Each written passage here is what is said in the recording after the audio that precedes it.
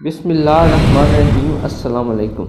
اس حقیقت سے کوئی شخص انکار نہیں کر سکتا کہ 10 اپریل 2022 کے بعد کا پاکستان اپنی تمام تر حیت ترکیبی کے اعتبار سے ایک بالکل مختلف پاکستان کے طور پر ابھر کر سامنے آیا ہے۔ ایسا کچھ ایک دن میں نہیں ہو گیا، اور نہ ہی یہ کسی ایک واقعہ کے رد عمل یا کسی ایک شخص کی حمایت میں ہوا ہے۔ عوام کا اس طرح بکھرنا اس ملک کا مقدر بن چکا تھا۔ گزشتہ 75 سال سے اس ملک کے اقتدار پر قابض چند طبقات اپنی پوری کوشش سے ایسے عوامل پیدا کرتے چلے آ رہے تھے جس کے رد عمل میں ایک دن ایسا ضرور آتا ہے جب لوگ اجتماعی غصے، نفرت اور ناراضگی سے بھرپور ہو کر باہر نکل آتے ہیں۔ عوامی غصے اور نفرت کی نفسیات کا مطالعہ کرنے والے ماہرین نے اس پر جتنا کچھ لکھا ہے، اس کا نچوڑ یہ ہے کہ طاقتور طبقات کی آمرانہ روش کسی ملک پر ایسے سیاہ چادر تان دیتی ہے جس کے زیر سایہ ہر کوئی اپنے سے کمزور لوگوں کا جینا مشکل کر دیتا ہے۔ یہ طاقتور طبقات ریاست کے خوف، ریاستی مشینری کے بے معنی استعمال سے لوگوں کو مسلسل خوف زدہ کیے رکھتے ہیں۔ لوگ اس خوف سے مدتوں دبکے پڑے رہتے ہیں اور ہر طرح کا ظلم ایک عالم مجبوری میں سہتے چلے جاتے ہیں۔ انفرادی غصہ ہر اس شخص کے دل و دماغ میں بڑھتا چلا جاتا ہے جسے زندگی میں ان مقتدر طاقتوں کی وجہ سے ظلم برداشت کرنا پڑا ہے۔ ذلت رسوائی اٹھائی ہو یا جانی و مالی نقصان برداشت کیا ہو، عقل مند ریاستیں لوگوں کی تھوڑی بہت داد رسی کے لیے راستے نکالتی رہتی ہیں، جیسے عدالت نے تھوڑا سا ریلیف دے دیا یا کھلی کچہری میں کسی کی درخواست پر سنوائی ہو گئی وغیرہ وغیرہ۔ یہ سب کچھ بھی چلتا رہے تو عوامی غصہ کے غبار سے ہوا نکلتی رہتی ہے۔ پاکستان کی تاریخی زوال کا المیہ یہ ہے کہ پاکستان کے ساتھ اس ملک میں ایسے تمام دروازے عوام پر ایک ایک کر کے بند ہوتے چلے گئے جہاں سے ایک عام آدمی کی داد رسی ہو سکتی تھی، ایسے اسے ریلیف مل سکتا تھا۔ آج عوامی کیفیت یہ ہے کہ تمام ریاستی قوتوں نے خود کو اس طرح یکجان اور متحد کر لیا ہے کہ اگر کوئی ایک ادارہ کسی ایک شخص سے ناراض ہو جائے تو پھر وہ بھلے سیاستدانوں کی چوکھٹوں پر ماتھا رگڑتا رہے، عدالتوں میں مارا پھرے، کسی جاننے والے کے ذریعے اسٹیبلشمنٹ کے سامنے بھی فریاد کرے، لیکن اس کی کہیں سنی نہیں جاتی۔ وہ ان تمام دروازوں سے آنسوؤں کو پونچھتا ہوا گھر لوٹ آتا ہے۔ یہ ہے وہ اندھیری بند گلی جس تک 75 سالوں میں اس ملک کی عوام کو آج پہنچا دیا گیا ہے۔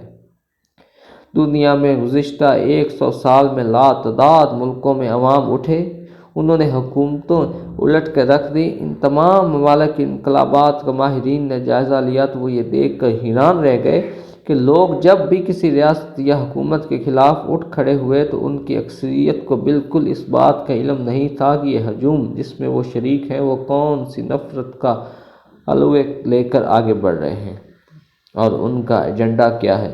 لوگوں کو بس اتنا پتہ ہوتا ہے کہ وہ جس حکومت یا ریاست کے خلاف اٹھ کھڑے ہوئے ہیں اس نے ان کا جینا دو بھر کر رکھا تھا۔ سڑکوں پر نکلنے والا ہجوم ایسے لوگوں پر مشتمل ہوتا ہے جن میں ہر کسی کا اپنا دکھ، اپنا غصہ ہوتا ہے۔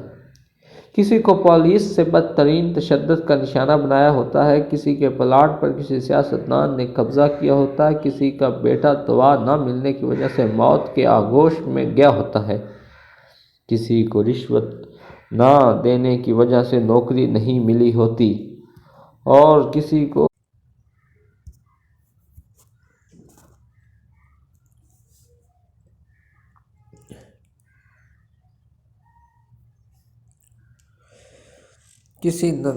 رشوت نہ دینے کی وجہ سے نوکری نہیں ملتی، کسی کا باپ طاقتور بدماشوں کے ہاتھ قتل ہو چکا ہوتا ہے۔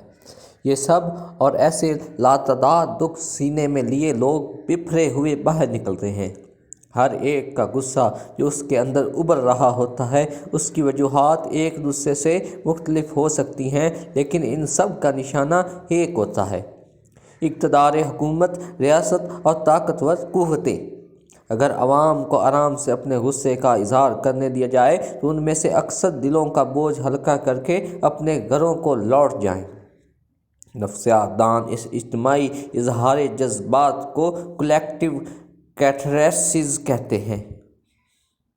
نفسیات میں کیتھارسس دراصل کسی شخص کے دکھ بھری داستان کو سکون سے سننے کے عمل کا نام ہے۔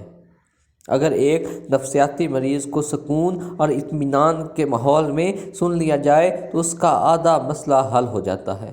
اس طرح عوام کو اجتماعی سطح پر احتجاج کرنے، نعرے لگانے، تقریریں کرنے، یہاں تک کہ انہیں چھوٹی موٹی مغالطات دینے کا بھی چھوٹ مل جائے تو آہستہ آہستہ یہ عوامی رد عمل کمزور پڑ جاتا ہے۔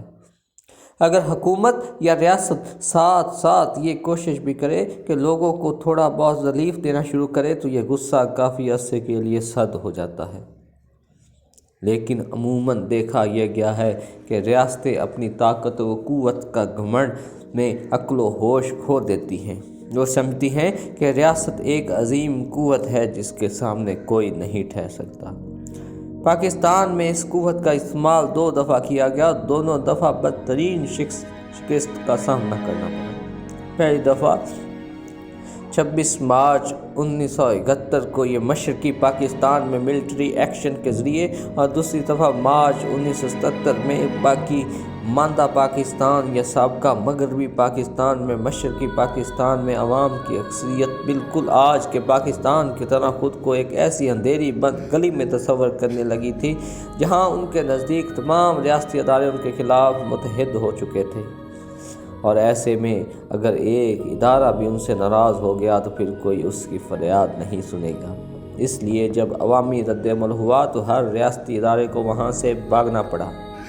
1977 میں ذرا مختلف تھی کہ اس وقت ایک ریاستی ادارہ یعنی فوج ایسا تھا جس پر لوگوں کا کم از کم یہ شک نہیں تھا کہ وہ باقی ریاستی اداروں کے جبر میں شریک ہے۔ اس کے علاوہ عدلیہ سے بھی لوگوں کا تھوڑا بہت ریلیف ملتا رہتا تھا۔ ان دونوں کی مدد کے باوجود تاریخ اس قدر جاندار تھی کہ عوام کا غصہ اس وقت تک کم نہ ہو سکا جب تک عوام کے غیظ و غضب کا ٹارگٹ ذوالفقار علی بھٹو اور اس کی حکومت برطرف نہ کر دی گئی۔ اس واقعے کو بیتے آج 45 سال ہو چکے ہیں۔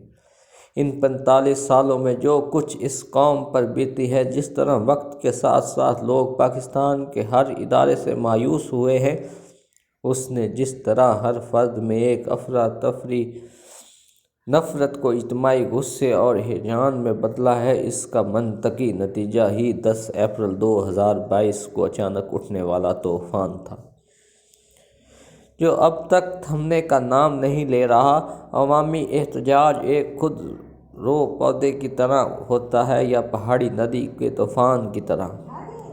دونوں کو کسی کی مدد یا اشارے کی ضرورت نہیں ہوتی، انہوں نے پھیلنا، پھوٹنا اور دوڑنا ہوتا ہے۔ ان کے راستے کی رکاوٹیں ہمیشہ ناپائیدار ہوتی ہیں۔ ریاست مقابل پر ہوتی ہے مگر اس کے وسائل بہت محدود ہوتے ہیں، وہ صرف اپنے رعب اور خوف کے دم پر کھڑی ہوتی ہے۔ عموماً اس طرح کے ہیجانی احتجاج کے مقابلے میں ریاست سے ایک فاش غلطی نادستہ یا دانستہ طور پر ہو جاتی ہے کہ وہ اپنی طاقت کا غلط اندازہ کر کے بعد میں اسے استعمال کرنے کا فیصلہ کر لیتی ہے۔ جب ریاست کی یہ محدود قوت عوام سے ٹکراتی ہے، پھر عوام اور ریاست کے درمیان خوف کی جھجک چند لمحوں میں ٹوٹ جاتی ہے۔